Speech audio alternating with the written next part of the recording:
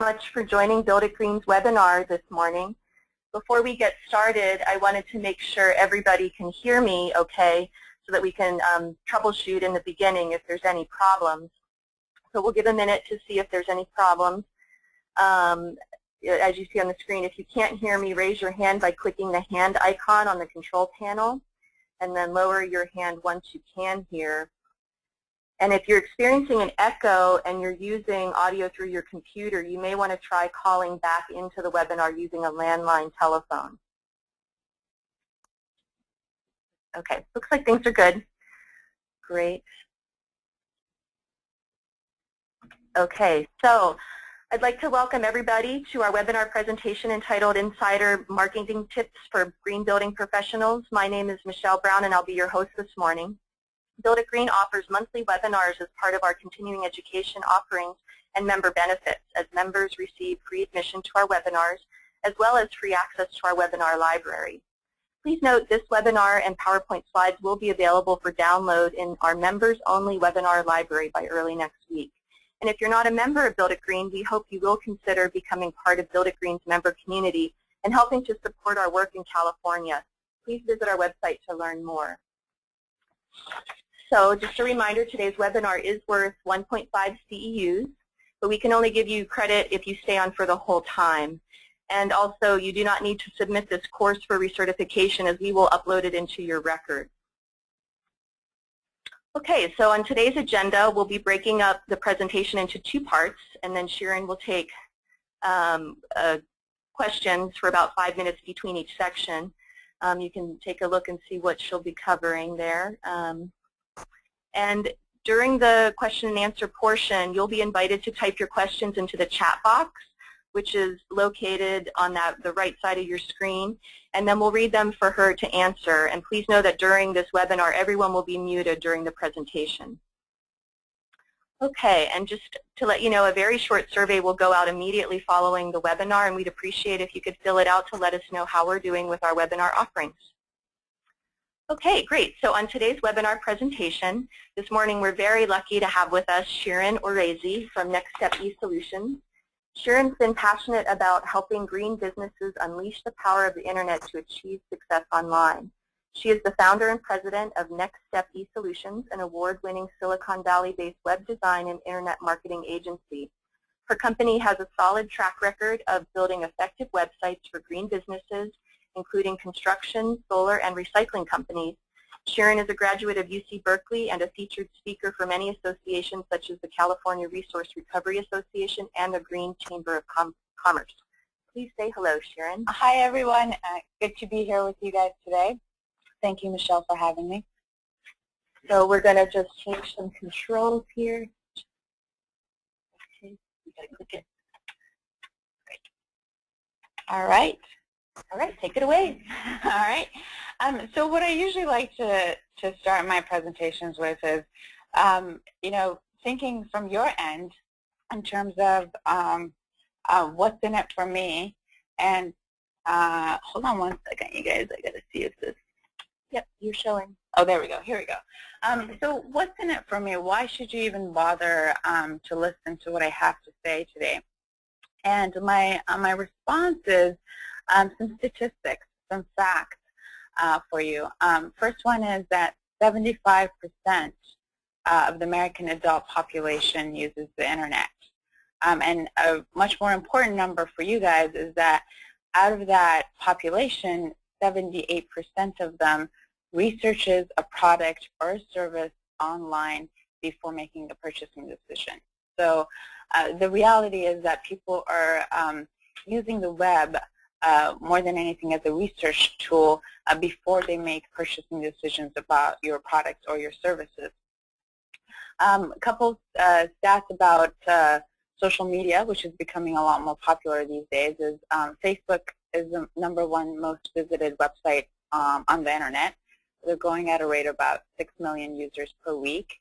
And social media advertising is reaching about 8.3 billion in 2015. So the reality is that in today's age and time, not having a proper online presence for your business can be detrimental to your business. The reason is because just consumers are demanding it. We're shifting the way people are finding ways to use services, and the internet is becoming a major tool. So specific to today's presentation, what I'm going to try to do is first give you guys an overview, really, of what are the main ways that you can market your business online. I'll cover everything from the search engines to social media. And here what I'm trying to do is really just give you a very overview, general understanding without really going into specifics. I'll take some questions and answers at that point.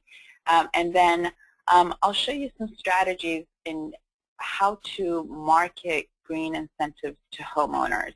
What's the best way if you're going in and trying to encourage your consumers to use green alternatives? What are the best ways to get them on board? And from there, that's where I go into specifics and give you kind of 9 what I call real-life examples that you can use in order to market green incentives to your prospects. So basically, I'll use some of the things that I suggest earlier on in the presentation from search engines, websites, social media, and so forth, and give you real-life examples that you can see how other people are using online strategies to market green incentives to their prospects. And after that, we'll obviously open it up to questions and answers again. So just to kind of give you a quick overview, what I've kind of put together what I think are 5 main ways to market your business online. The first one, it's actually an offline strategy, and I call it word of mouth. But it's basically all the things that you do offline in order to get traffic and get eyeballs on your sites or your Facebook or whatnot.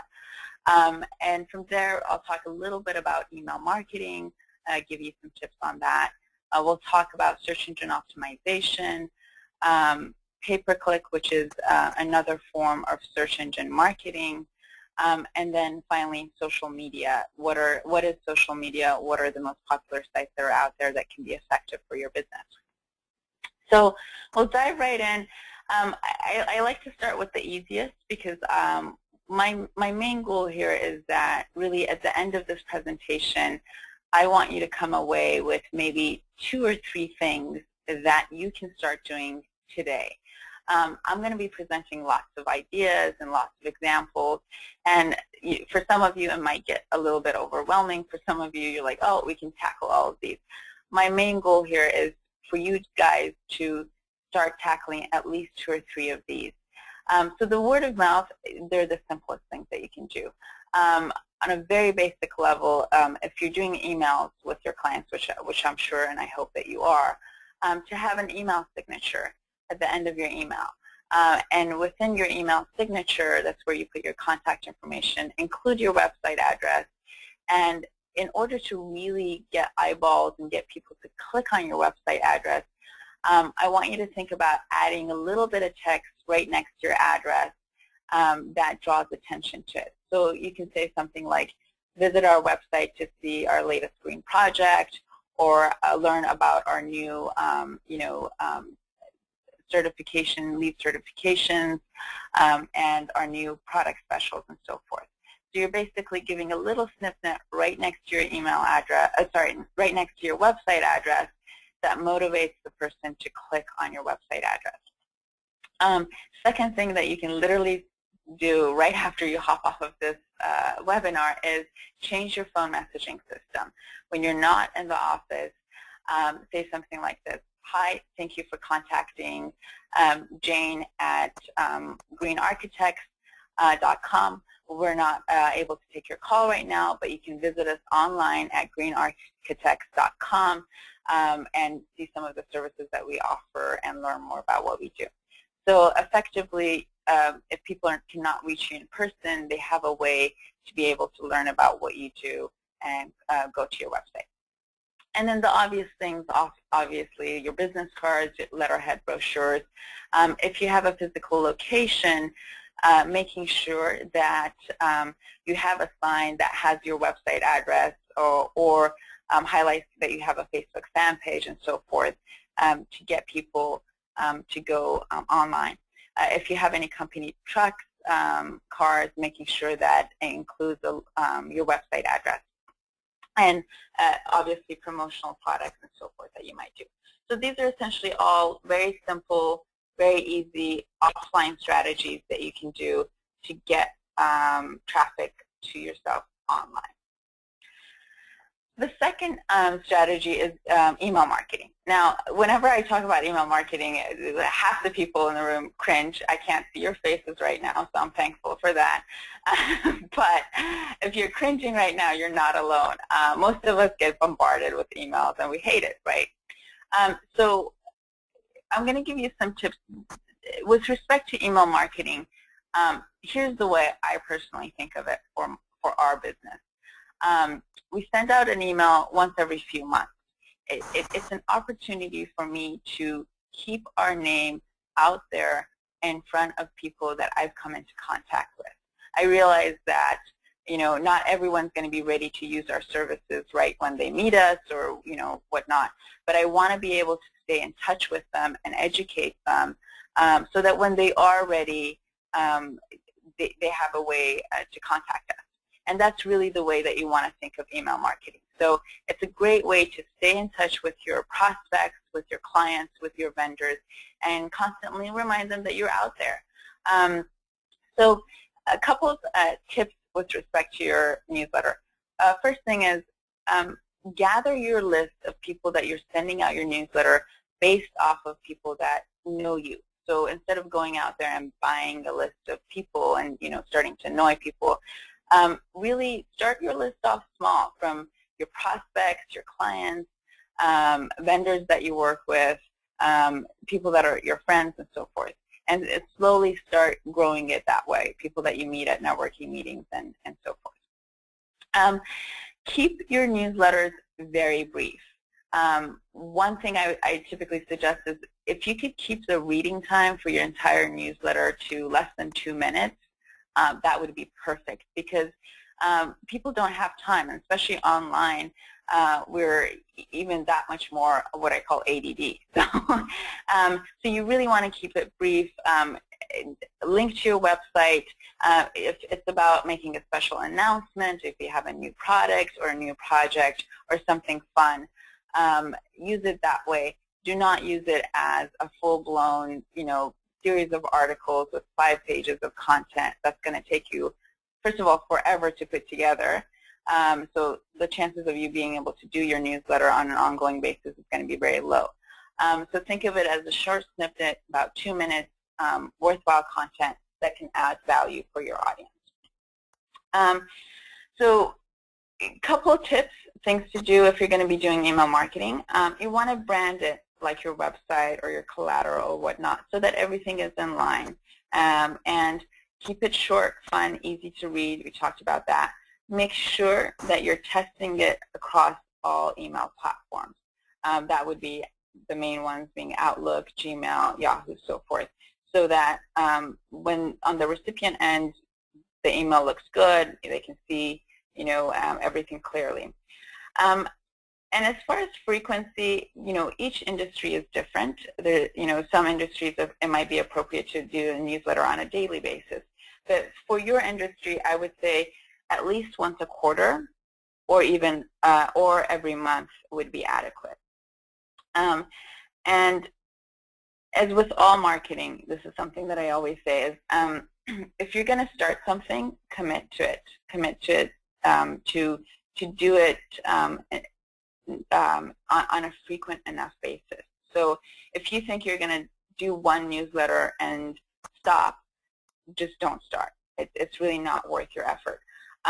So avoid writing infrequently, and at the same token, writing too frequently, because then that's when you start annoying people. So I would say once a month max for your industry should be good. You know, we're going backwards. There we go. Oh, there we go. So now moving on into search engine optimization. Some of you might have heard the word SEO. That's just basically an abbreviation for search engine optimization. There's also pay-per-click or AdWords. What I'm showing on the screen here today is if you look on the left-hand side, in the box that I've highlighted in red, the results that are on the left-hand side are what are called SEO, or search engine optimized results. And on the right-hand side, all the items that are in the pay-per-click box, those are actually businesses that are advertising on Google and paying Google in order to list them. So that's kind of the main difference between them. The SEO results are organic, they're natural. The business owner is not paying to be listed. The pay-per-click, they're actually paying. So for the SEO, that means the results that are on the left-hand side. I'm going to just give you some very quick tips. This is just very overview. Your domain name is actually very important. So if you're selecting a domain, something that relates to your business and says what you do. So imagine you are, a Greenpoint Raider, and your business name is, ABC Company. Something that has the word Greenpoint Raider and the domain name would be great. That would be ideal. And also search engines typically like domains that are older because they've been around versus new domains, because that means that's a newer business. There's obviously website optimization techniques that are done by your programmer. I really won't go into that too much, but those are, optimizing the pages and the tags and so forth. The other thing to consider is that really the way search engines work is they're trying to provide the most relevant content to users based on what they search for. So if you have a good amount of relevant content on your site and that's relevant to those key phrases that people are searching for, that really helps the search engine. So publishing more and more often to your website, that's really important. If you can have a blog, that's an excellent way of being able to manage the content yourself and publish regularly. Each entry in your blog is considered a new page. And then inbound links. And what I mean by that is other websites linking to you. It's not necessarily you linking outside to other websites. It's actually the other way around, other websites linking to you. So for example, if you're a Build a Green member, making sure that they have you listed on their directory, that's fantastic. Getting inbound links, two thumbs up for Build a Green. I did not get paid to say that. So, but if you are, say, AIA, American Association of Architects, NARI, any of those groups or associations, making sure that they're linking to your website is really important. And also, what's relevant is having websites that are highly ranked linked to you. So versus, Jane Doe, who's a fellow, colleague linking to you, that's great because you're probably getting a little bit of their traffic. But having a site like Build a Green linked to you, which is highly ranked, is going to be a lot more relevant. So hence another reason to join Build a Green. All right, so I'm going to quickly go into directory listings. The reason I want to talk about directory listings, these are sites like Google Places or Yahoo Local. They're essentially business listings that these search engines have, and they're based on the local address of the business. The reason this is important is if you look on the screen, I typed in Greenpoint Raider, Oakland, okay? And you'll see this a lot of times when you're searching for things. You'll see a little map on your right-hand side, and then you see the results that says places for Greenpoint Raider near Oakland. Obviously, the Build a Green website is coming up. But this is pretty much a very open territory for you guys right now, based on where your business is. And chances are, if you're in the Bay Area, you're still not going to have a whole lot of competition. So making sure that you set up yourself on the local business listings, that's Google Places, Yahoo Local, is very important because you literally can get on the top of search engines without doing any SEO or doing any pay-per-click. It's literally just about listing your business. Now, when you go in and you list your business, make sure that you enter those keywords related to what you do. So Greenpoint Rater, lead certified architect, whatever those specific keywords related to what you do, make sure you insert that. So it's not just about like creating a listing for your business with your phone number and your company name, but in the description area, listing all the services that you provide filled with key phrases based on what people would be looking for. So really open territory. Highly recommend you get on this because it eliminates you needing to even worry about doing SEO or paying the search engine. Now, the thing to keep in mind, however, is that this is based on people typing a key phrase with a local city location. So if I were to do just Greenpoint Rater without the key phrase Oakland or Seattle, obviously these results wouldn't show up. But it really doesn't pose that much of an issue because most of the clients that you guys are going to be getting are going to be local anyway, and they're going to be looking for you on a local level. So that was the local listings. I'm going to touch a little bit about pay-per-click. Now, pay-per-click, going back in the slides, is these results. They're the results that typically show up in this little box area on top that says ads. They're slightly colored. They're off-colored a little bit, and they typically also show up in the right-hand side. And I'm going to do, hopefully, this. So right now, if you look at my search results, I typed in something that's highly competitive, Architect San Francisco. So the results that come up here, if you notice right here under ads, these are the businesses that are essentially paying Google to list for that key phrase, Architect San Francisco. Also, these guys here are also paying, okay? But notice the cool thing about those place pages that I was talking to you about, they're showing up with the map. So these are people that they just listed their business, and they're coming up still on the first page, and that's why I highly recommend it. Also notice one of the first results is the AIA website. So that's because it's a highly regarded website. So if you're on a site like that, you're going to be part of the directory. So these results are basically the pay-per-click. Now, what are kind of some of the benefits of using pay-per-click? You're basically catching people when they're actively looking for your services online. So unlike traditional forms of advertising where you would do the direct mail piece that would just go out to random people, some that may have no need for your services, you're actually reaching out to people that are going online and specifically typing keywords related to your business. There's a lot of flexibility in it that you can change your budget. So if you're a bigger company, you're looking to do advertising, the nice thing is that you can change your advertising budget as you see results. So when we're doing campaigns for clients, typically we start with a relatively small budget, fine-tune the campaign, make sure everything's working, and then increase their budget as we go along. The other important thing to note is that you're only paying when somebody clicks on your ad. So just because somebody did a search for Architect San Francisco, you're not paying. It's only when they come in and actually click on your specific site, and I show you. So if I were to go in and specifically click, and I'm not going to do that, on the site, that's the only time that they are going to be paying. Okay?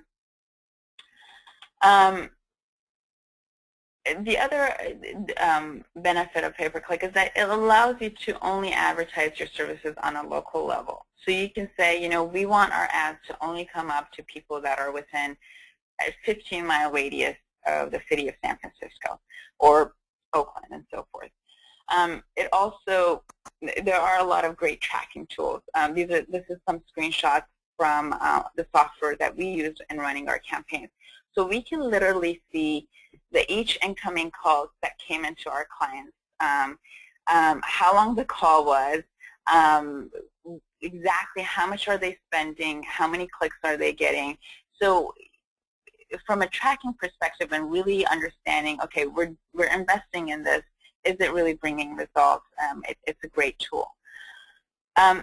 Pay-per-click, however, is something that I would suggest if you're a little bit bigger size company and you actually have a budget to spend on the search engines. So I wouldn't go in and start doing pay-per-click if you're thinking, well, I want to spend maybe $102 dollars a month or so, because the reality is you're going to kind of get squished by the big guys. So I'd rather that you don't do that and kind of invest your time and energy into other things. If you're a little bit bigger size company, you have an advertising budget, it might be a good solution to consider. Now, the fifth item is social media. Obviously, social media is huge nowadays, and everybody's talking about it. I would ask you to raise your hands at this point and tell me if you're on Facebook, but I really can't see your hands. I can tell you, yeah. All right, so why don't we have anybody that has a Facebook page raise their hand, just kind of get a gauge. People are raising. We're raising, okay. Now we have 10% of the audience. We'll give you guys another minute or 30 seconds. Okay, it just went up. The way you do it is just by clicking that little, looks like a little hand. So right now, 15%. Awesome, awesome, very good. Well, that's lower than I thought it would be. I think it might be that people don't know how to, I would guess. So usually when I do the live seminars, I would say somebody probably. wants to know where's the hand. So it's on your little dashboard, and you just click it. You got to look at that little dashboard that shows that you're here part of GoToWebinar. I don't know how to give better direction. So if it raises, I'll let you know. Okay, great. So I'm going to, just to give you guys a gauge of what's happening within social media, we're going to do a little video. And let us know if you're able to hear the video. So we're going to, or if you're not able to. Yeah, if you're not able to, actually.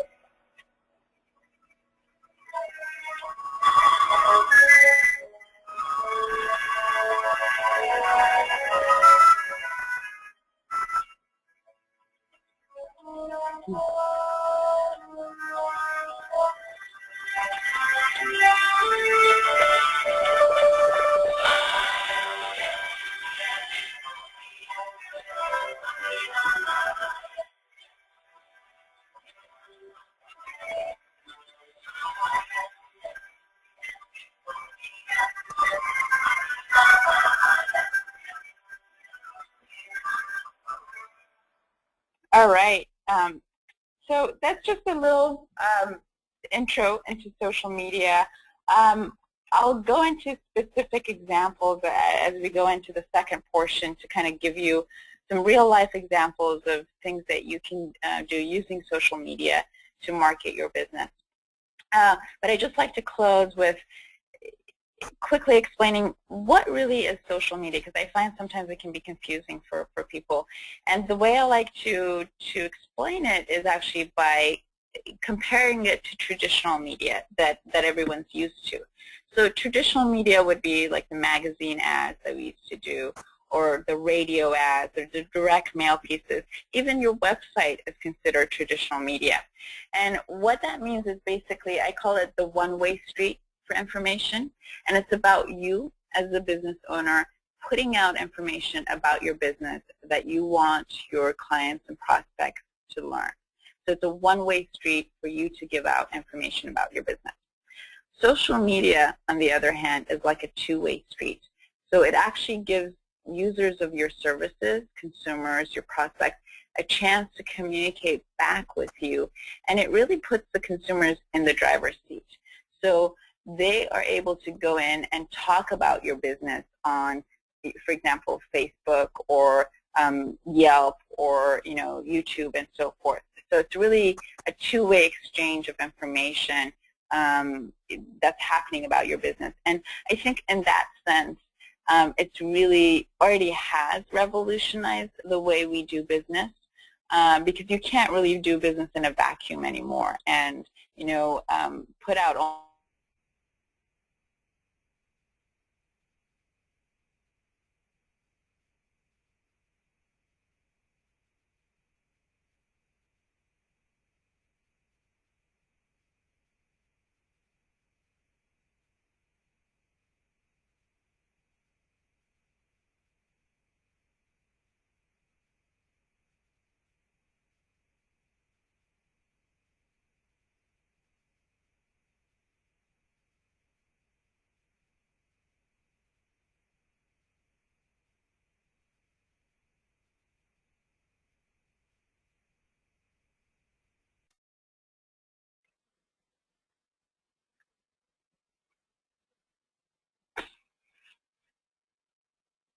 Okay, we do have a question here. What do you mean by branding your website? Okay, so that's a great question. Let me show you. So I'll show you here a client website that we did. By branding, basically, your company probably has a logo. Some may or may not, but most companies will have a logo. You'll have a business card and so forth. And your brand is this combination of the look and feel that you're creating for your business, as well as the messaging and what makes your company unique. So your branding is really that, and you want to carry that throughout every aspect of your business. So from your business cards to your handout brochure, all the way to your website, or if you're doing a newsletter or Facebook, you want to carry out that same color scheme, that same tone, that same messaging. So you're creating a uniform brand. So this example that I'm showing right now is a website for Green Building Company, and their brand is about making the look and feel of the website. Their names are Found Homes, and the look and feel of the website also has a very natural, organic look to it, as opposed to something that's more corporate and so forth. So in that sense, you want to carry out your brand and your messaging through all of your marketing communication. So you were saying like your logo, and it would go with, like, to even font style and color palette, and exactly. Look and feel should stay consistent between your card and website. Exactly. Okay, so Richard asks, explain fan page further, please. Oh, that's a great question. So I'm going to actually go into that a little bit more as we go into the examples, but I'll touch on it here for you. So let me go to our own website. So I'm going to walk you guys through our own website. a fan page is a page on Facebook that is for your business. So a fan page is separate from your personal page that you might have on Facebook that has your picture and what you did this weekend and your pictures from your barbecue and so forth. It's actually geared much more towards your business. So this is our fan page for our business. We have our logo, same look and feel, coloring, and we're using it as a mechanism to educate people about what are we doing. So for example, you see the first link is the fact that we're doing a webinar for Build It Green. We educate people, we interact with people, and so forth. I'll go into more details about how to make it more effective for your business, but that's essentially what it is. It's a page on Facebook that's specific to your business. We'll give a few more, take a few more seconds to let people type in questions. Oh, and the number did rise. People did find their hands. And all right. 21% of people say they have a social media, or a Facebook account. Was that what you asked? Yes. Yes. Actually,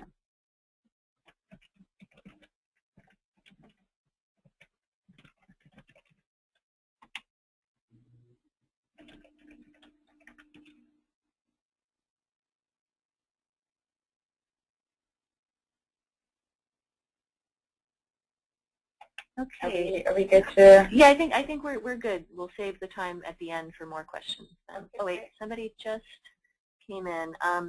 Rick asked, does the likes matter on your fan page? So the likes, basically, you'll see it here. It's like 433 people like the favorite page. That means those are the people that are kind of essentially following that page.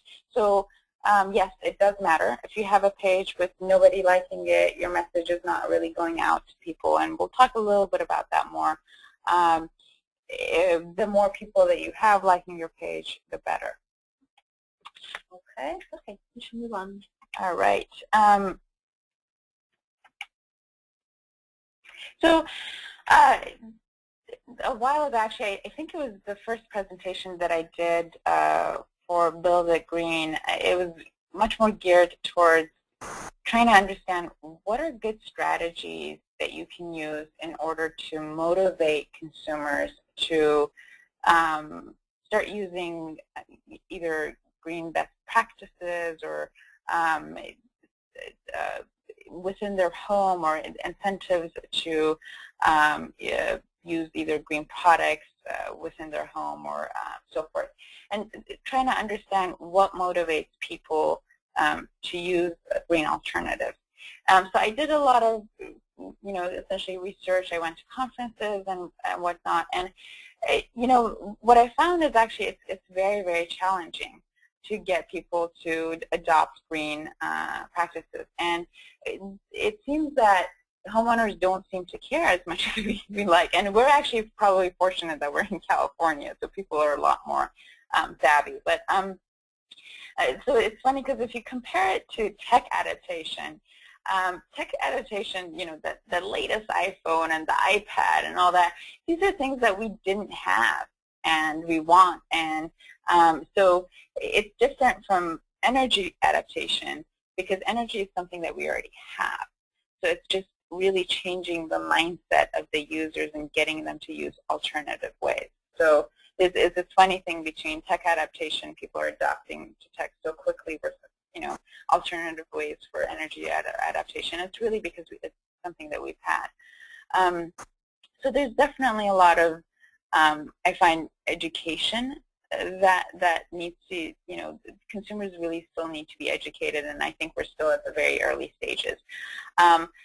Part of my research, I was able to, go through research papers that were done. This was actually done by the University of Florida, and it was trying to understand basically homeowners' participation rates in water-saving programs as well as green building alternatives.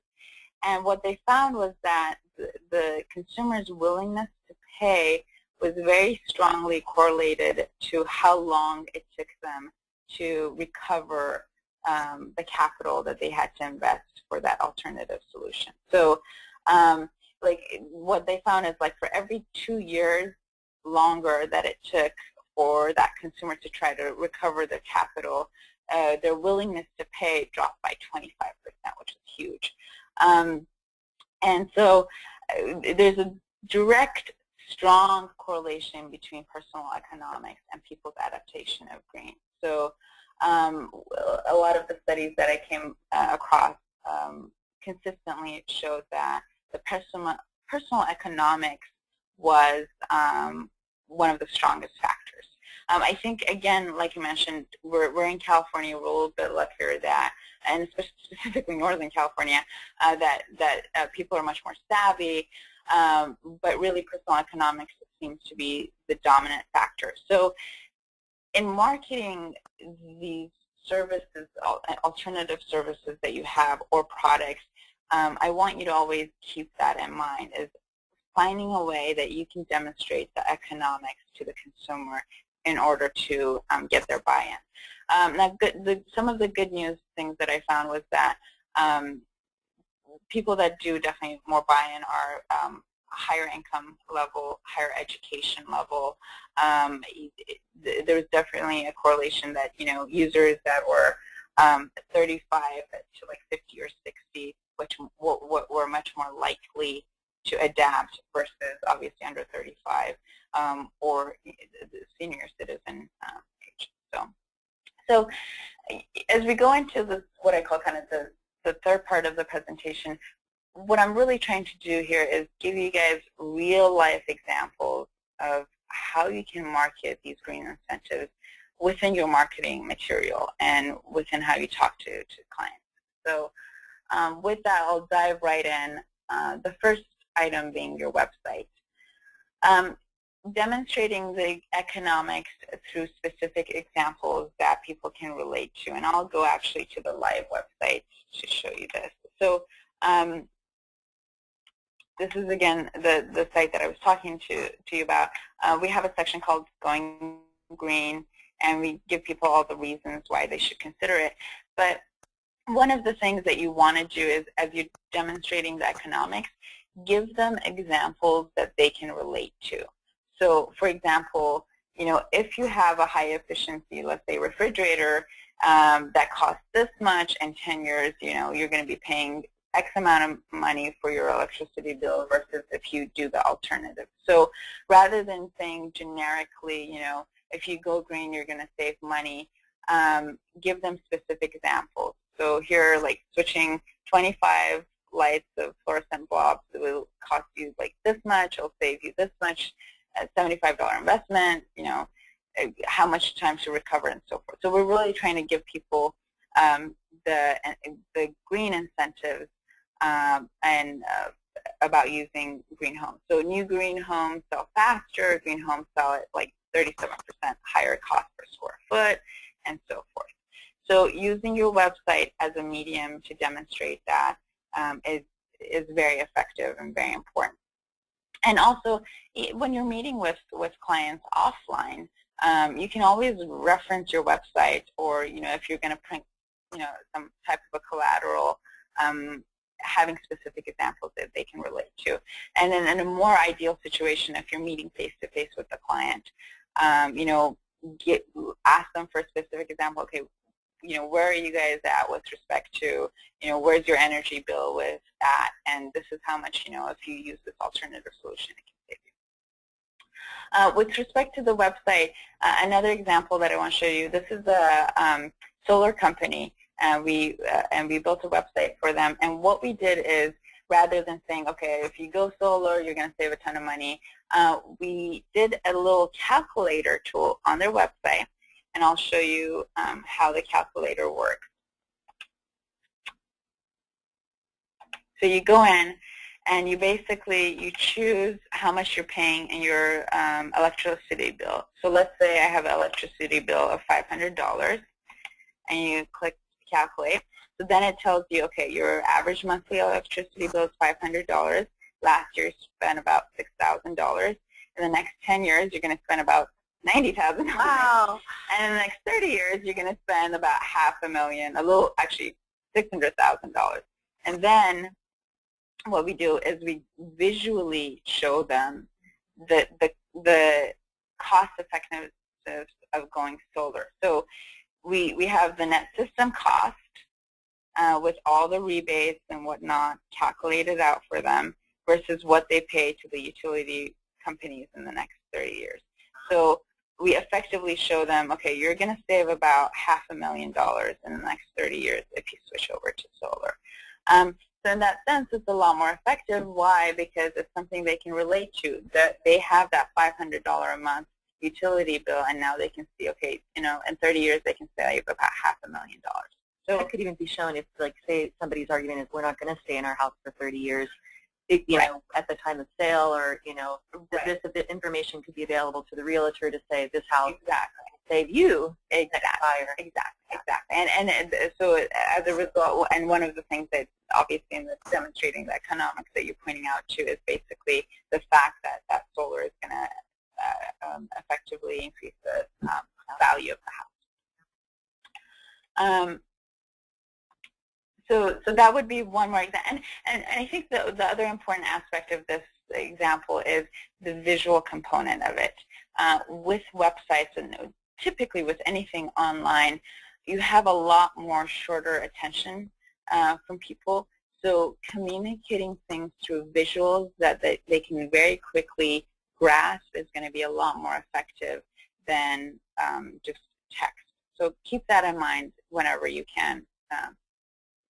So just to recap on your website, make sure that the examples that you give are relevant, they're personal, it's like talking to them. Use visuals whenever you can. Use bullets because people like to scan web pages. So instead of long paragraphs, you know, really highlight things through bullets and so forth. By all means, avoid generic salesy type copy because you start losing credibility if you look like you're trying to sell too hard on your website, and obviously long scrolling pages and paragraphs. For the third example, if you notice, I've already shown you a video and I'm going to be showing a few more. Videos are really great because it's a way that it builds a little more interaction. Which is something that you're kind of missing in an offline, in an online when you're, you know, communicating with your prospects online. You don't have that personal; they're not sitting in front of you. So you want to make that process as interactive as possible and really get their attention. So I'm going to show you some videos. What I want you to keep in mind is that you can use. The internet is this amazing resource for everything that you really need. So you can have these videos on your website, you can link to them, you can reference them, you know, when you're talking to clients, and obviously you can make your own. But really think about using it on an ongoing basis when you're communicating with your client. So kind of start. Free guide for Houdini.com. Making a few changes around your house? Well, why not green your renovation? A green home is a healthy home for you and the environment. Well, where do you start? Well, come on inside and I'll show you. Let's start with the floors. Vinyl flooring is probably what some of you have at home, especially in those high traffic areas. Now, while vinyl is easy to clean, made with polyvinyl chloride, which releases phthalates, those chemicals that bind with household dust, and can contribute to asthma and other respiratory problems in children. Now, looking for a greener alternative? Well, how about this? Natural cork tiles made from easily replenished wood. The good thing about this is that cork trees grow in just 8 or 9 years, and you don't have to be a handyman to know how to work with this stuff. Cork tiles easily snap into place, just like this, and you don't have to use any glues to install this either. Cork is also a natural thermal insulator that helps cut back on the energy used to heat your home. Recycled flooring options include these tiles from Terra Green Plastic. They're made with over... So I'm going to actually stop this because I think you kind of get the gist of what I'm trying to do. So the idea here is that this video, or just doing videos in general, can be a lot more effective way to engage people. So rather than me sitting here and talking about using, this alternative flooring method, showing a video, and it could be a video of you talking or going around like a home that you've built or you're working on, and visually showing people all the alternatives and why they matter. It's a much better way to get people's attention. Another video I'll just quickly go into, which I think is very effective, is how do you demonstrate the economics? Remember, that's one of the biggest factors, is how do you demonstrate the economics of going green? And we'll start. I'll use this as a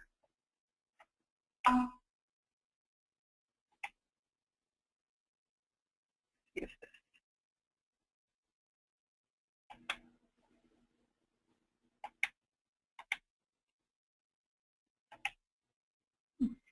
Are we not loading? There we go. There we go.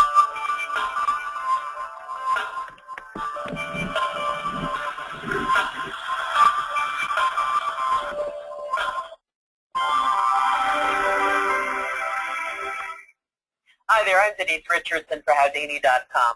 Buying greener products usually means spending more green, right?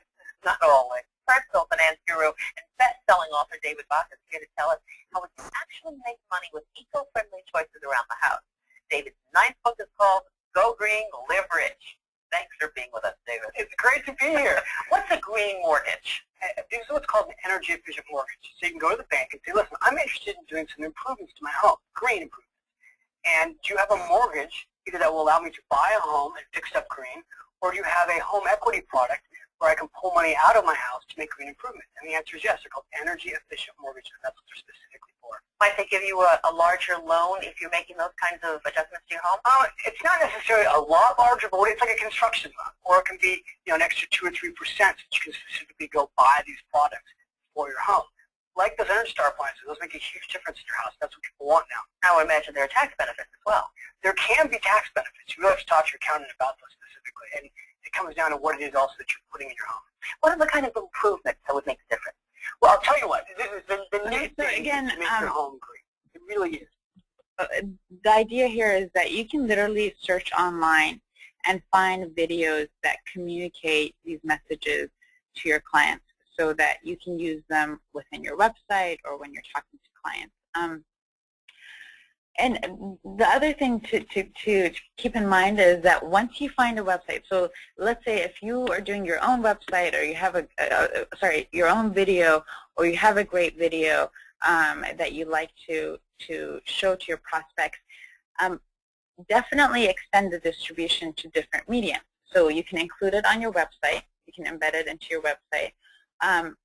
If you have a Facebook fan page, including it in your Facebook fan page, you can either also create like a YouTube channel for your business.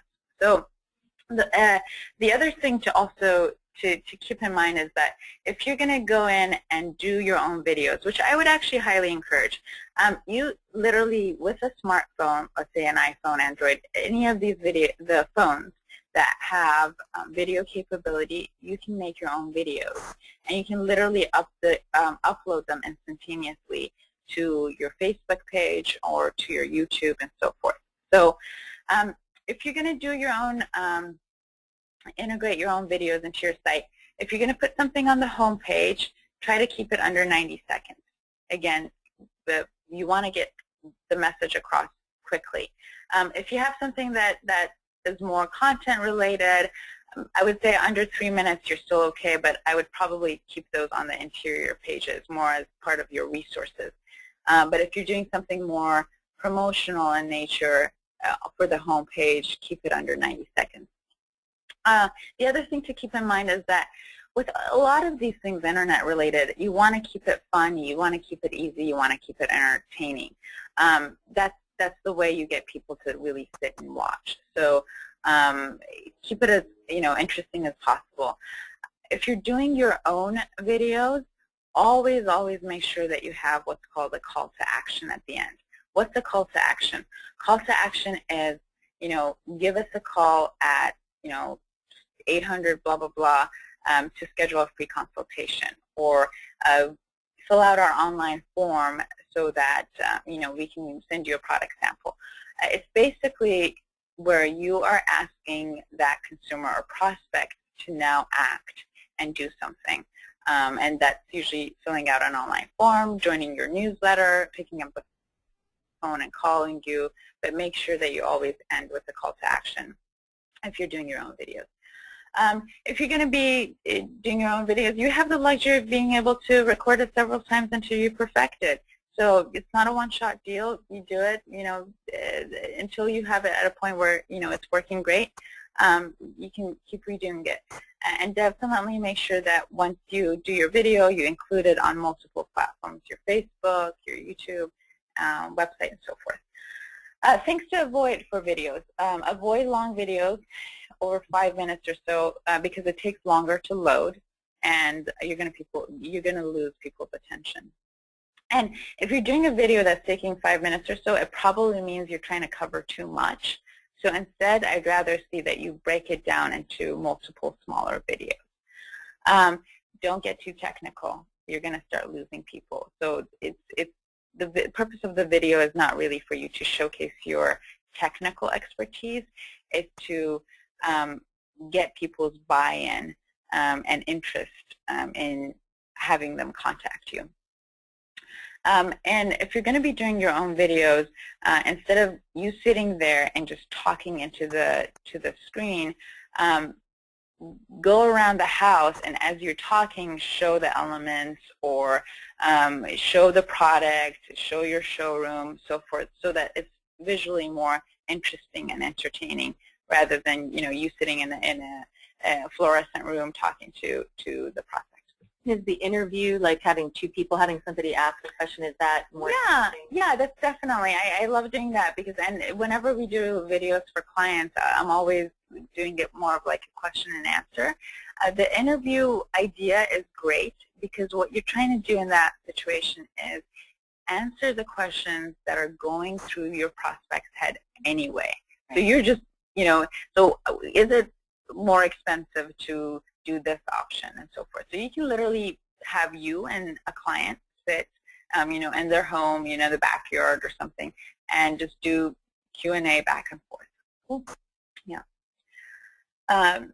Moving on to the next example, having a blog. Now, one thing that I say is a blog is going to make sense for some of you. It's not going to make sense for all of you.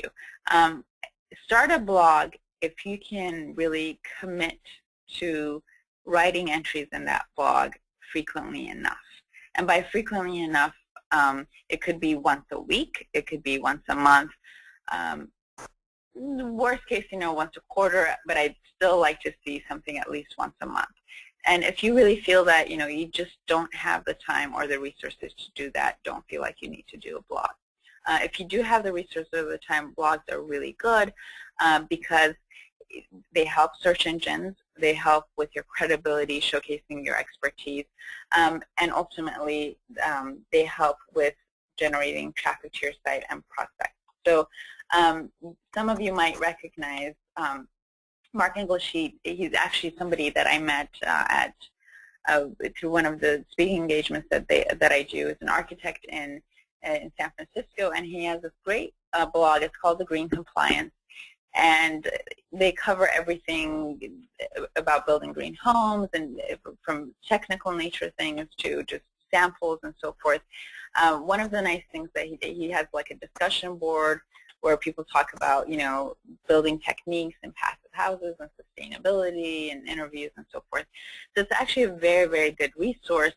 And one of the things that he does is that instead of just filling it with content himself, he brings in experts from all across different disciplines and has them actually writing entries from time to time.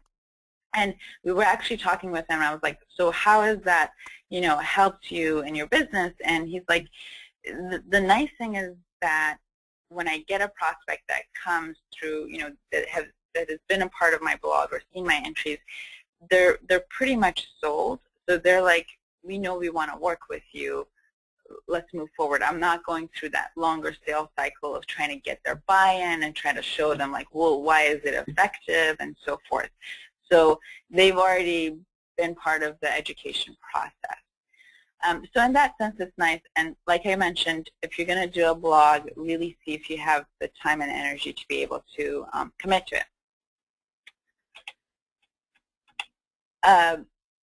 As far as blogs, a couple of tips. There are really good resources out there like WordPress that you can create a free blog for yourself. So you don't really need to go in and pay someone to create your blog.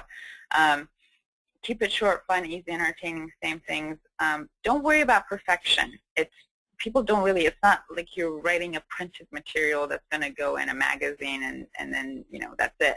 It doesn't have to be absolutely perfect. I'd rather see it be a lot more personal and relevant rather than perfect. And always keep in mind with things where you're educating the user, you do not want to come across salesy because that's the moment that you lose your credibility. So really think of it, your blog, if you're doing it as an educational resource for your clients. But at the same time, you want to, and I'll show you here, you want to include links to your website and ways for people to contact you and know who you are, but you don't want to start putting call to actions that in your blog necessarily.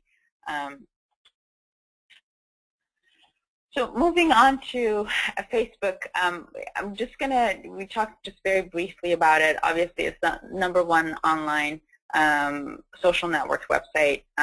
They're growing at a rate of 6 million users. The things that are important to you as business owners is that more than 50% of their users log in every day. What does that mean? That's a captive audience for you.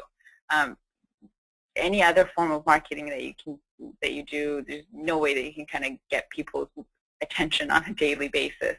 Average users have 130 friends. What does that mean to you? The way you want to think of social media is that you connect on these social media sites with people that you know, but through that you reach out to their friends and the people that they know.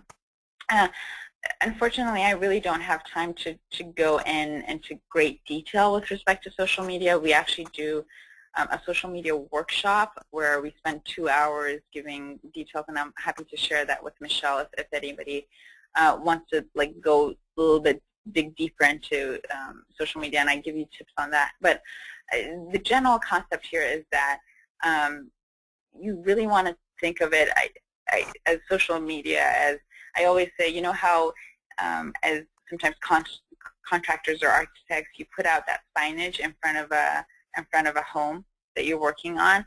This is almost like putting a signage in the virtual world, and not only do the neighbors see it, but the friends of the neighbors and so forth see it. So you're expanding your reach. Anybody who visits them. Exactly. So you can use Facebook again to demonstrate the economics. Things that you use on your website, you can kind of reuse it on your Facebook page. One of the techniques that's actually very effective with Facebook is using photos because they show up in feeds. People respond to it more. So what I call this is kind of storytelling. So if you are doing, let's say, a green renovation, you have something in progress, add pictures with captions along the way of what you're doing. So I'll show you an example here. So let's say you're building out this project and you're adding these various features. I would say add pictures, add little text of notes below it that tell people what these features are.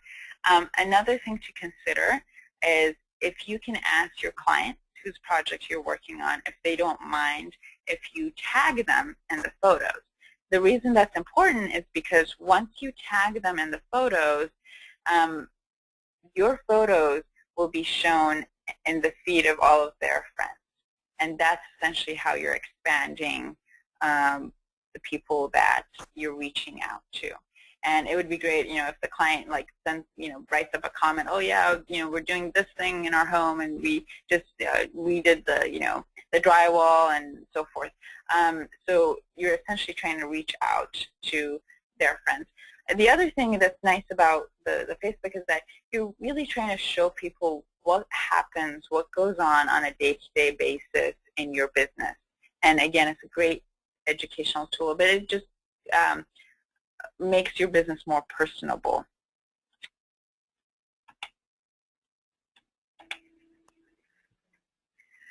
And in closing, I'm going to end with sites like Yelp or House and so forth.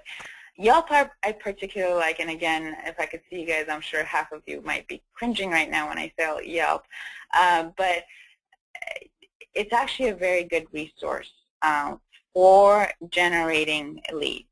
So some of these social network sites are more for what I call nurturing seeds. And what that means is you have a prospect or you have a client, and you're just educating them, letting them know what's going on in your business, but not really selling hard to them.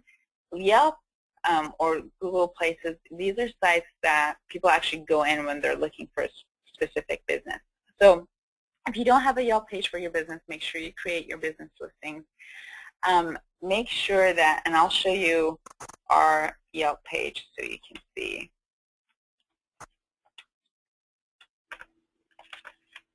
Make sure you add tons and tons of photos of your work. So here we have photos of projects that we've done, so people can get a feel for our work. We have little descriptions. We have all of our contact information. And here we go. We gotta advertise. We have all of our contact information, and then obviously our reviews. Make sure, if you can, with respect to Yelp, and again, I'm going to touch on this, and unfortunately I can't go into too much detail, but ask your prospects and your clients to write reviews for you. And in those reviews, in an ideal situation, you want to actually ask people that are what we call regular Yelpers. What that means is that not only are they writing a review for your business, but they've written reviews for other businesses too. Because if they just come in and write one review for you and never open up their account again, chances are their review will get filtered in a few months.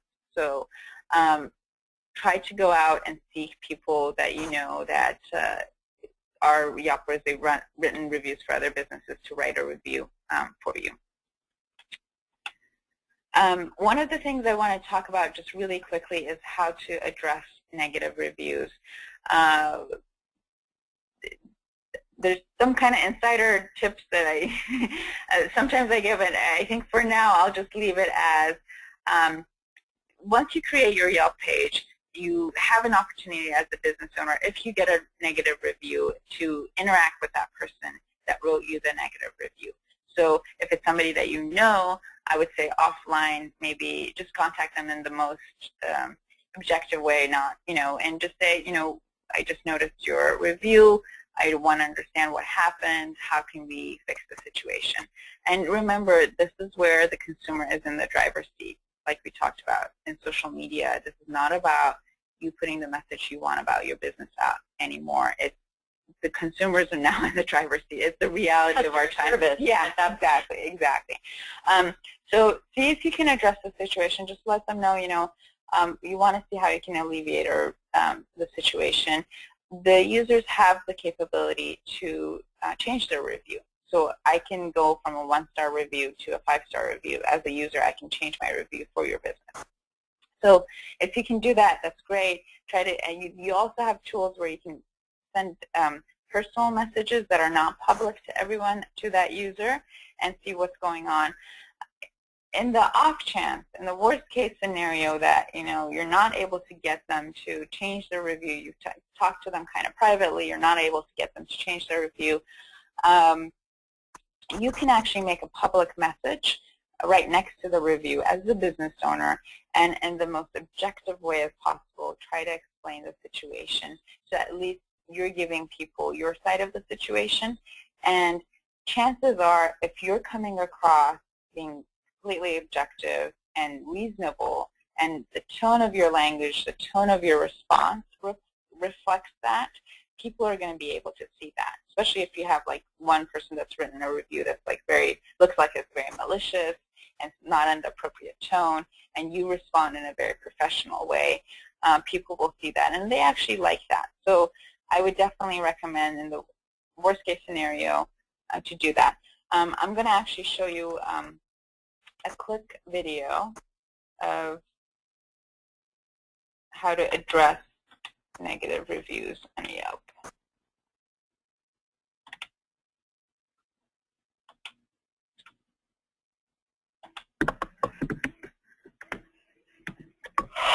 No, I try to respond to every review, whether positive or negative. And if there's something I can learn from it, then I will engage in a dialogue with the customer.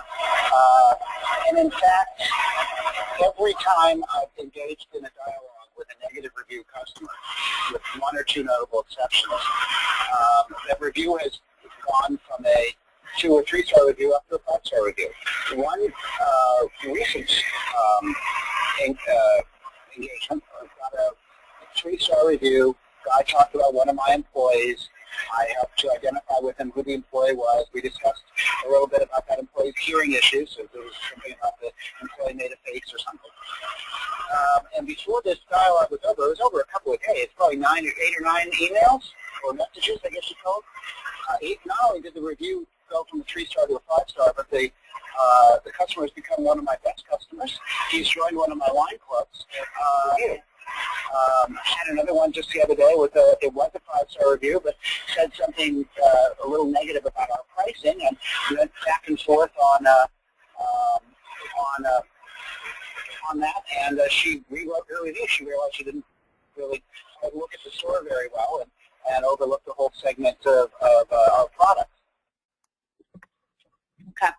So another thing that I want to make sure that I address with respect to Yelp is a Yelp page without reviews is basically on some level useless. So the reason people use Yelp is because there's unbiased reviews that you as a business owner doesn't have control over, where people can go in and read how the reviews about your business. So making sure that you have reviews and being proactive about it, about getting the right reviews. Now, technically, I shouldn't be saying this. You're not supposed to go out and ask for reviews, but I'd rather that you go out and ask for good reviews, so that in the off chance that you get one negative review, you have 5 or 10 positive reviews to kind of offset it. So definitely be proactive. And if you're thinking, well, I just don't want to do a Yelp page because I don't want to risk it, people can write reviews. They can open up a review for your business even if you have not claimed your page.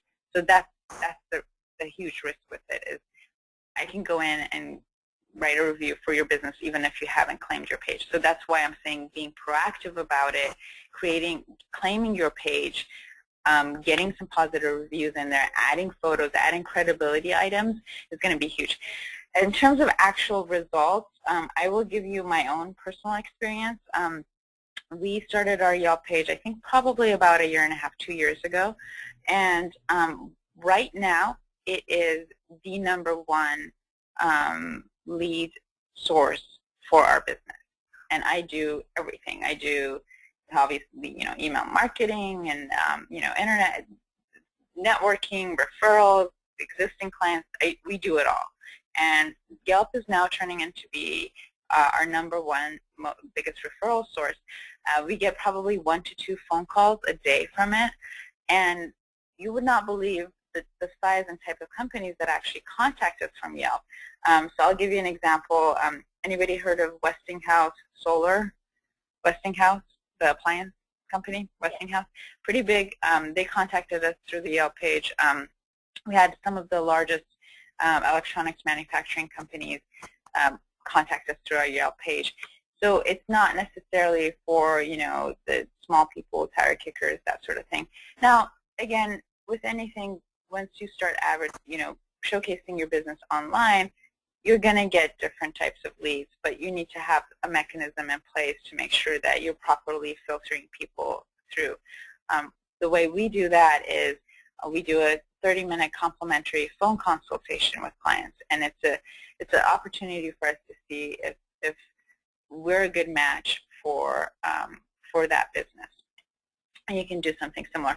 And relevant to you guys, I finally got, my sister's an architect, and she like, we're always battling out because I'm like the marketing gal, and I'm always excited about like little marketing tricks, and she's like, oh no, if you're good, you know, it should all come from referrals, like no advertising. So I finally, like after like going back and forth for like months, I'm like, try the Yelp thing, I think it worked. She actually started a Yelp page for her business, and was lucky enough that she had a couple of clients that were regular Yelpers, write really nice, expansive reviews on her business.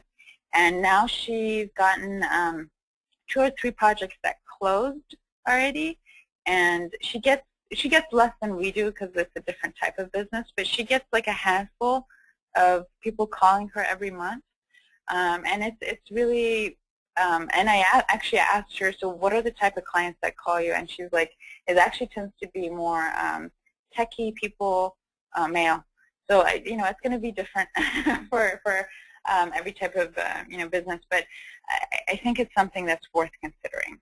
It occurs to me that it goes back full circle to your very first point of today's webinar, which was word of mouth. Exactly. This is the best. It is the best kind of marketing, which isn't even marketing. I mean, it doesn't cost you any dollars. It's just a little bit of legwork to try to remind your clients to do that. Right, exactly. I mean, really valuable. Exactly. And what I really think of as social media is, it is the word of mouth. It's only on an exponential level, versus word of mouth before was just your client and, you know, the neighbor and that sort of thing. Now it's really reaching out on a much bigger level, but it's still the same exact concept, right? So word of mouth. For those in the Bay Area, there's, you know, Berkeley Parents Network, which is a very similar word of mouth, and you know, there's nobody I know that has never used. I mean, like, everybody uses that, whether you're finding a plumber or a contractor or a hairdresser or a whatever, you know.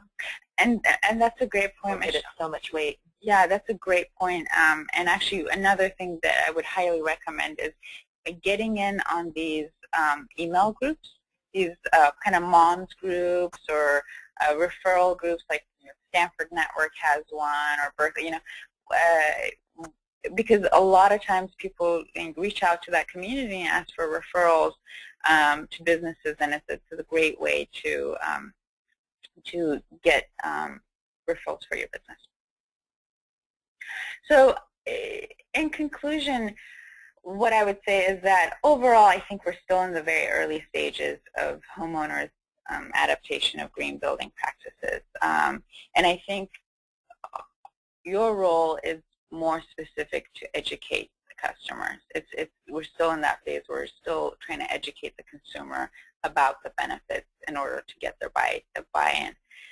And like I mentioned earlier today, I presented lots of different ideas, but I'm hoping that in closing, you can think of just 3 that make sense to you, that are valid. And it could be something as simple as changing your phone messaging, or setting up a Yelp page, or setting yourself up on Google local places page. But choose 3 that you can commit to and tackle them. Rather than feeling like, you know, you have to do every single one of these and, you know, set aside like a whole week to work on your marketing. Chances are that will never happen. I deal with enough businesses, and I'm a business owner myself, to know that that sort of time never comes. So I'd rather you, right now, as you're sitting in your office or at home, think of 3 ideas that we talked about today that make sense to you, that you can start tackling starting tomorrow. And my final note is that, you know, marketing is not a one-night stand. It's a lifelong relationship. So don't treat it like a one-night stand. Don't go in trying one thing and then realizing, oh my God, it didn't work. You have to keep at it. With all of these things, whether it's your Facebook or, your Yelp or whatnot, you want to commit to it on an ongoing basis, and that's when you start seeing the results coming in. It's so typical that I see, a client will say, we sent out an email and I didn't get any clients, so we stopped. And, when we started our newsletter, we got our first client after, I think, the first year. But now we get, a client once every few months from it. So you really want to think of it as, what are things that you can commit to right now that you can do on an ongoing basis, and with time you'll start seeing the results. And the thing that occurs to me too is like such a thing as a newsletter or a blog is it's really about educating and, as you said, keeping the business in their forefront, because the type of services that you're selling and the green building professionals on the webinar are not spontaneous. People spend years deciding, if they're going to remodel, they're saving their money, they're shopping around, and so it's not going to be like this, it's not like the wine cellar where it's like a commodity. Exactly. It's a high purchase price. And you have a much, exactly what you're saying. So lead time. What you guys do, it's a much more longer sales cycle. So it's not like you're going, into a wine shop or buying like some flowers. And that's why it's important to stay in touch with your prospects. And that's when you start seeing and engage them, and that's when you start seeing the actual traffic and leads. Whereas the Yelp, somebody's coming saying, I'm ready to do this now. Yeah, Yelp is, definitely. Yelp is definitely a lot more, it's more kind of like pay-per-click or things where they're actually going in searching for this type of business, so they're going to be a lot more likely to want to make that decision quicker. And another thing to note for Yelp is one of the ways that you can build in tracking is, trying to see if I can show this.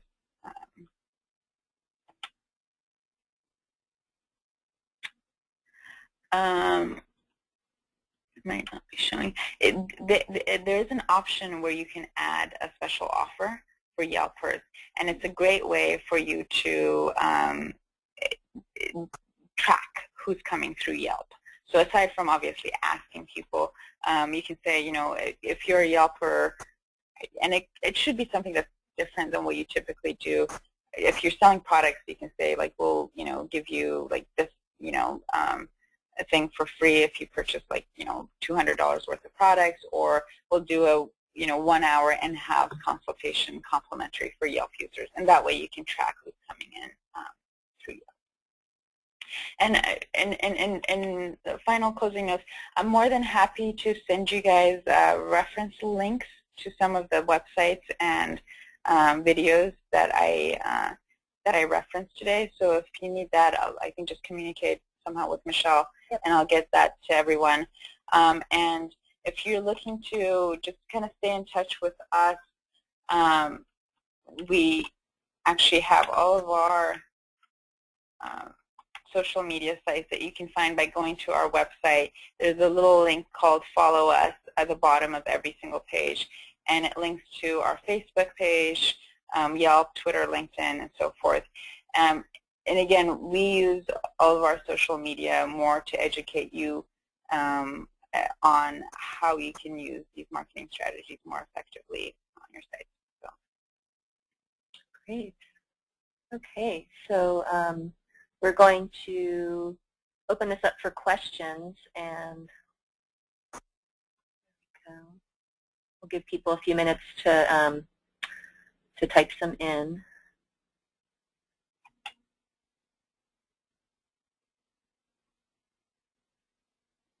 We did get a comment in from Linda Lenore. She says, thank you for this. You have done a wonderful job of bringing several things together and clarifying the reality of our industry and the economics we are experiencing. Great information. Oh, thank you. That's really great feedback.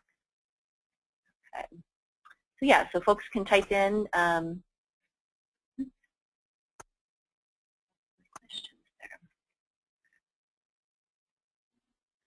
Okay. Okay. So we do have a question from Joanna. Well, yeah, first she said, and yes, this presentation will be available on our webinar library, so it'll be available as just the PowerPoint, and the whole recorded webinar will be available as well. And following the webinar, there'll be a link to that members webinar page and how to find that. But Joanna also asked, can you please explain, possibly again, how to get a place page on a Google search? Okay. Maybe she means the local place. So I need to put this back to you. So when you get that prompt, just click the Show My Screen. Okay. So hold on, folks. I just gave her back control. Okay. So you literally, what I love about the internet is you can always Google everything. So I'll show you basically how. So you just type in Google Places. And you basically click, do you see the first result that comes up, Google Places? And then you see you have Google Places for Business. And this nice thing about this is it kind of gives you an overview, it answers all your frequently asked questions, and it kind of walks you through how you can set it up. You will need a Google account in order to set up your Google Places page. But then you basically just log in. I don't have my login right now to walk you through it, but let me actually do it. But it's a free account. Yeah, it's a free account, and then it allows you to enter all the information about your business. So let me try to find you our.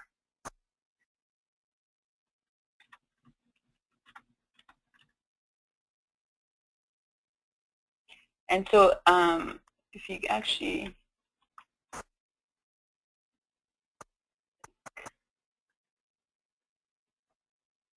sometimes it will come.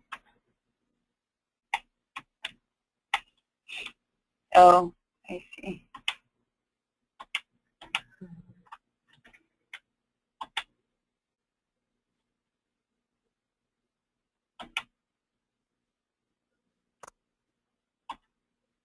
I'm sure.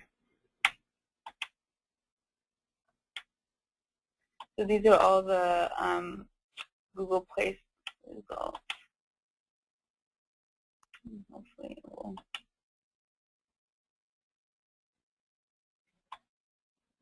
Here we go. So this is our page.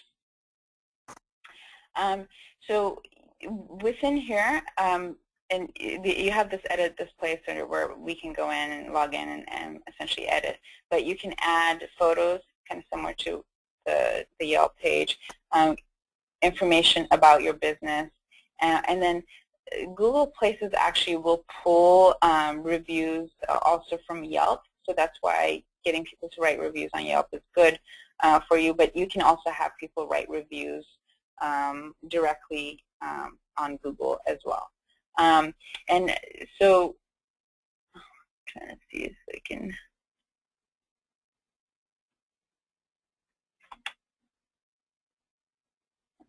Okay. Make sure that, so there's a function that allows you to choose like the different categories for your business. So make sure that you enter all the relevant work that you do in there, and then also in your description areas. Great. Okay, so I'm just going to move on to the next question because we've got a couple here. Rick says, regarding the video on the inside page, I'm assuming he means on your inside web page, what if you were on a television show, their business was highlighted on Rachel Ray and used the clip of the actual construction that they were a part of? Yeah, that's fantastic. Yeah, you can have it where, that's fantastic. So you can have it where, find a good website to.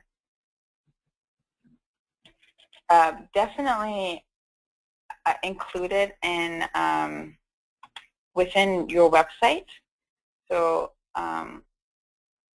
you can literally, you see how this is embedded. Our first meeting, I want to start inside that. You can literally, if you've been highlighted on the show, have that.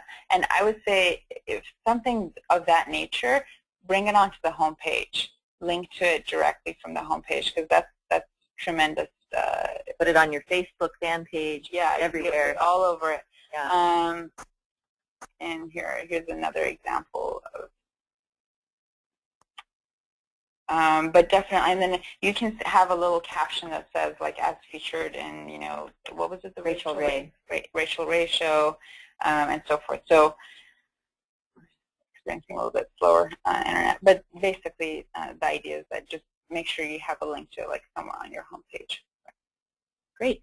And Linda has a follow-up question. How much time do you spend on social media, or how much time do you recommend? How many people in the company are doing the social media implementation for you? Mm-hmm. How much time do you spend? I assume that means how much time we spend on our social media, or guessing so. Yeah. How much time do you spend on social media, or how much time do you recommend? Okay. So as far as how much time here's something that I would say if you're going to do social media is I put a reminder in my calendar at 9 a.m. every morning to update our social media. Now, sometimes I do it right there and then. Sometimes I do it later in the evening or whatnot, but it's just a constant reminder that, do something on our social media. So that's usually where I go in, and I actually, if I'm, reading an article that I think is of value, or if there's something going on in our business that I think is interesting, I put something of that. So for me, it literally takes me 5 minutes, sometimes less, to update. Now, obviously, there's some businesses where you can go in and have a social media manager that basically manages your social media full-time every day, but I would think that would probably be overkill for most of the businesses. So literally for us, it's about a 5-minute thing we do, during the day. So if you look at our social media site, I'm showing you that right now, like, I have something like Busy Friday for us. We just launched this website. I put a link to it. Or, we're doing this, do you have a Yelp page for your business? Put a link to it. Here's some tips for customer service for small businesses on your website. Anything that I might be reading on other sites, I can link to, or anything of value. I would say for your industry, some of the things that you can consider doing is putting photos of your projects, links to articles that you find on, like, Build It Green, or, things of that nature. And I think the answer is it really depends what strategy you're following, because if you're not going to do the Facebook page, you might be doing a newsletter or a blog, or just trying to make sure that clients that you had a really good relationship with, in whatever follow-up work you do with them, remind them to really gently request that they post you on Yelp. Right. And if you don't have the time to do what you're bringing about a great point is that if you don't have the time to manage something on a daily basis, mark your calendar with maybe once a month.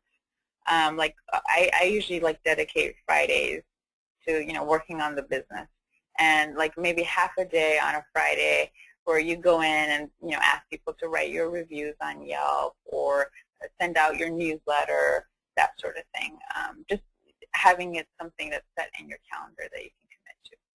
Right. And so I don't know if this is, she said, how many people in the company are doing the social media implementation for you? It's actually, for us, it's me plus our marketing admin. So we're the two people that kind of manage the site. We're a small agency.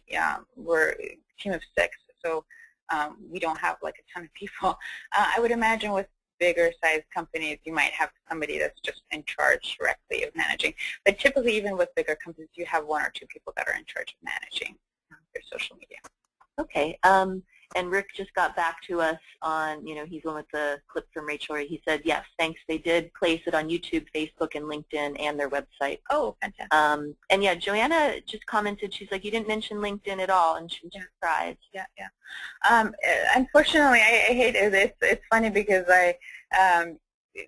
what I was trying to do today is give you guys an overview of all the options. Like I mentioned, we do a workshop specifically on social media, and then I go into LinkedIn. I actually didn't choose LinkedIn because I think LinkedIn is great. I think it's a great credibility resource where if somebody tries to Google your name, your LinkedIn profile is typically one of the first few results that come up. So in that sense, I think it's really great. But for your industry, I think LinkedIn is a lot more geared towards business to business and recruiting and people finding jobs and so forth. I wouldn't necessarily go on LinkedIn to find my next contractor. so to speak. And that's why I think it was lower on the totem pole of relevance. Okay, so we're at time, and we did get a comment from somebody that would like to contact you at a later time to review their website, and so I'll give her your information. Yeah, and I encourage folks, many of our green building professionals, have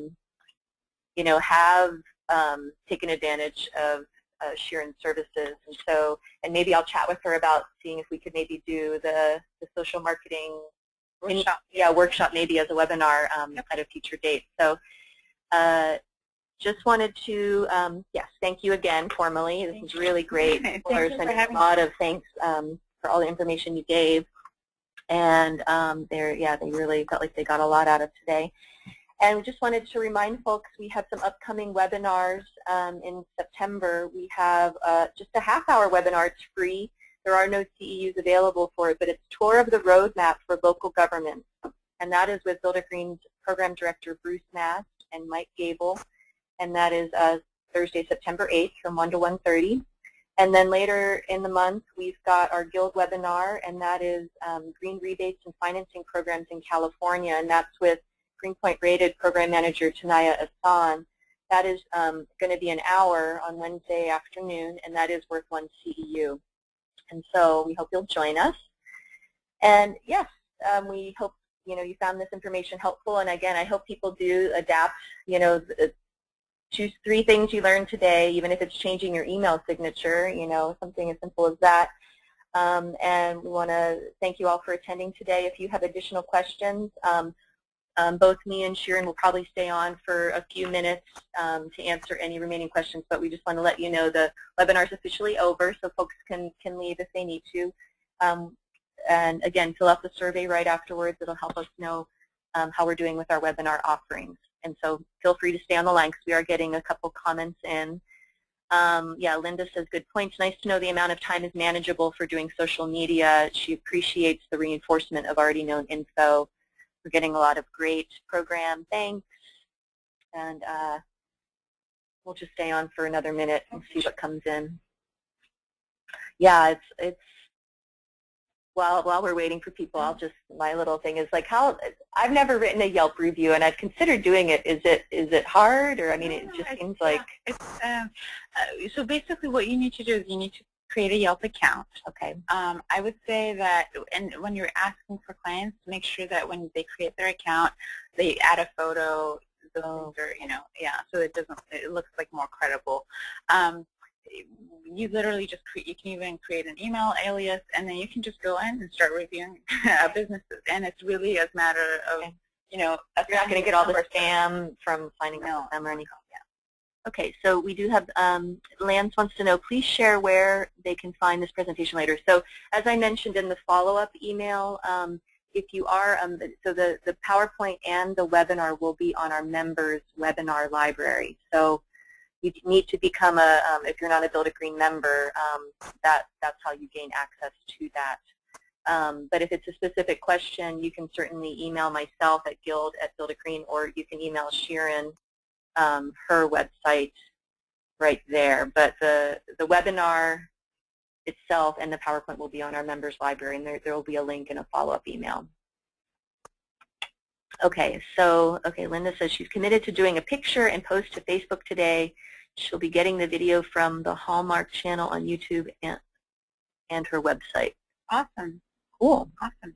And I would say if she's one of the things that I would encourage her to do is if you're posting it like on Facebook, when you post it, like let people know what it is, and ask them for feedback. Tell them what they liked about it or whatnot. So get them engaged, and so they're not just seeing and watching the video, but they're commenting. Exactly. Yeah. Because once they start commenting, it goes in their feed, and all their friends can see it too. It's true. It's true. Yeah. Yeah. We've tried. Build a Green has tried asking questions. Exactly. Put out there. What do you think about this? Yeah. That's a lot more important and effective to get people. She says, fabulous. She wouldn't have thought of that. Yeah.